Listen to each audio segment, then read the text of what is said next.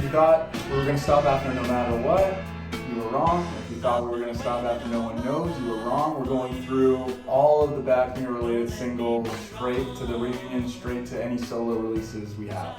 So today we're reviewing the Dodgers' Don't Let Me Be Wrong. This had Tom Evans on it, and it was recorded in December of '75 and released in the UK in April 1976 and in the US in July 1976. So this single, if you had access to every 7-inch vinyl single, this would have been the first Badfinger member you heard on record after Wish You Were Here. So the single is Don't Let Me Be Wrong, written by John Wilson, with Get To You on the B-side, which was written by Tom Evans and Bob Jackson.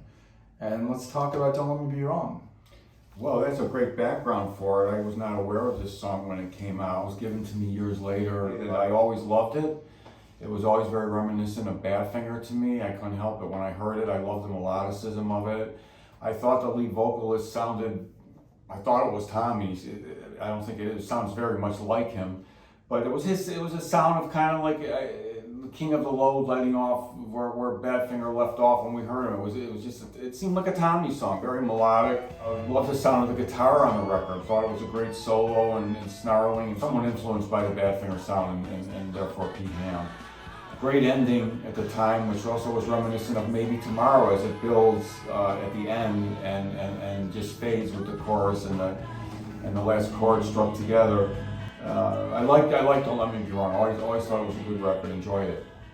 Yeah, it's super catchy. Those choruses, it's doing something unique. It kind of bounces along, and the build up into each chorus is really well done. Love Tom's bass playing on it. I think it sounds very funky, like you were saying, kind of the end of the Wish You Were Here era, just the tone of it and the notes that he's playing. And, I don't know why it seems like a song I would have heard on the radio. I think maybe it was kind of the disco era or just the context of when it was released. It wasn't edgy enough, but it's a great song. So let's talk about the B-side, Get To You. This is also a song that you didn't hear at the time, but knowing that this was the next thing that Tom Evans really recorded after Badfinger, how do you think it ages? Whereas the first song is more melodic, I think this Get To You has an edge to it, and it's the progression of the chords and the Tommy vocal. I really do like it. I love it a lot. The Bob Jackson part of the song, no offense to Bob, but I don't think the vocal to me, I know it's bluesy, but I have less interest as it goes into that. I thought that Get To You is a great pop rock song that might not set the world on fire, but it was good to hear, and I heard it years later. And to hear, Tommy singing was always a treat. So it was maybe in a general way less impressive to me than Don't Let Me Be Wrong, but strong in a kind of a B-side way.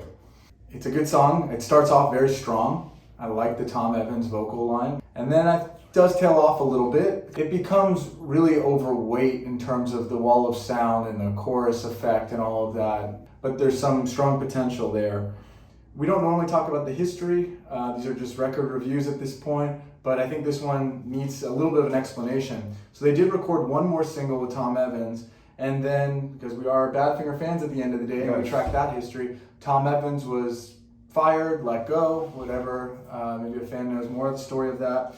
And his parts were also stripped and re-recorded. So we also have the second version of the single, which was released in 1978, with Don't Let Me Be Wrong Again, and the B-side Come Out Fighting. And then eventually the album, Love on the Rebound, the LP was released in '78 with that version of the song, so Tom Evans is not heard on any of this. Tomless, Don't Let Me Be Wrong, and I say Tomless, not timeless, but without Tom, it's noticeable to me. I don't know why, maybe it was the way it was recorded. It sounds weaker, it loses a lot of the punch to me. It's going for something more, I think. It's going for a more middle-of-the-road, poppy kind of sped up, I believe. I had to have heard the earlier version of it to understand this, but it just seems like the heart goes out of it a little bit. So I think that without Tom Evans on the song, that it's a weaker track. Yeah, I agree. It's very formulaic. It loses a little bit of the heart by just sounds more like straight bass notes. Rather than some of the counterpoint bass playing in the original version that's a little bit funkier. And the harmonies, they don't even sound like they were re-recorded. It sounds like the harmonies are missing. I don't hear a top harmony line. It almost sounds like one person backing up John Wilson instead of a chorus of voices or a high harmony from Tom. Yeah, I think the other version was stronger, but for contractual reasons and everything else, it was re-recorded.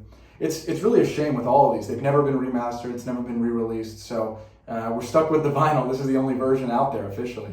So how would you rate this out of 10? Because of Don't Let Me Be Wrong, I would give it a 5. Yeah, I think it's a great song. We're Badfinger fans. Without that connection, I'm not sure that I would have been a diehard fan for this or ran out and bought the album. But it's a great song. I would expect to hear it on the radio in the time it was released. So I'll give it a 4 out of 10. I think it's a worthy effort.